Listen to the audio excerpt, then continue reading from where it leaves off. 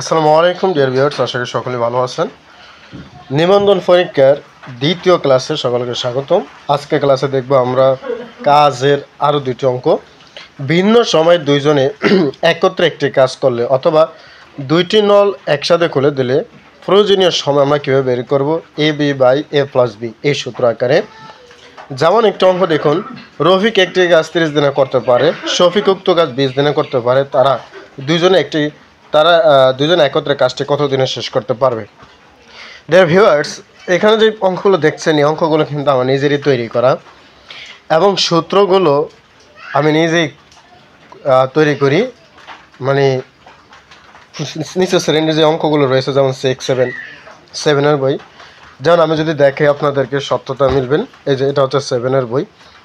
এই বইগুলো অঙ্কগুলো বিস্তারিত করে তারপরে সংক্ষেপে সূত্রগুলো বের করার চেষ্টা আমি নিজেই করি। আজকে সকাল পর্যন্ত এটি চেষ্টা করেছি। তো আমরা এখানে একটি সূত্র বের করছি, তার দিয়ে অঙ্কটা দেখুন। অঙ্কটা আমার নিজে তৈরি করা, বিভিন্ন পরীক্ষা এগুলো অঙ্কগুলো এসেছে। খেয়াল করুন, প্রয়োজনীয় সময় A B by A plus B. তো এর মান হচ্ছে 30 আর বির মান হচ্ছে 20। অর্থাৎ এখানে যে 30 আর 20 যে দুইটি দেওয়া সময় দেওয়া থাকে, সেই দুইটিকে আমরা গুণ করব এবং সেই দুইটির যোগফল দিয়ে উক্ত গুণফলকে ভাগ করব। দেখুন, 600 ভাগ 50 থাকে 12 দিন, তার উত্তর হচ্ছে আপনার 12 দিন। সপ্তম শ্রেণীর 36 পৃষ্ঠার 12 নং প্রশ্ন এবং 16 নং প্রশ্ন এর হুবহু। একটি চৌবাচ্চায় দুটি নল আছে।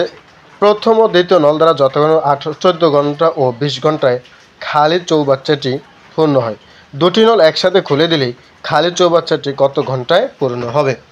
তো এখানে অঙ্কটা আমি সমাধান করি নেই। সমাধান করতে হলে আগের সূত্র অনুযায়ী এই 14 এবং 20 এই দুইটি সংখ্যা গুণ করতে হবে। 14 গুণ 20 দুটি সংখ্যা গুণ করতে হবে। গুণ করে এবং 14 আর 20 দিয়েই যোগ করতে হবে। গুণ করলে এখানে দেখুন 14 দুগুণ হয় 28, 280, আর এখানে হচ্ছে আপনার 34। এই 280কে 34 দ্বারা ভাগ করলে আমাদের অ্যান্সার আসে 8 সমস্ত 17 4 ঘন্টা। 8 সমস্ত 17 4 ঘন্টা হচ্ছে আপনার অ্যান্সার। আসলে বুঝতে পেরেছেন বন্ধুরা? এই যে পরিশ্রম করে আমি ওগুলো বের করতেছি, সহজ করতেছি, আমার কাছে কোনো গাইডও নেই, আমি নিজেই বের করার চেষ্টা করতেছি। এই পরিশ্রমের ফলস্বরূপ আশা করি আপনার ভিডিওটি শেয়ার করবেন এবং কমেন্ট করে জানাবেন। ধন্যবাদ সকলকে। আল্লাহ হাফেজ।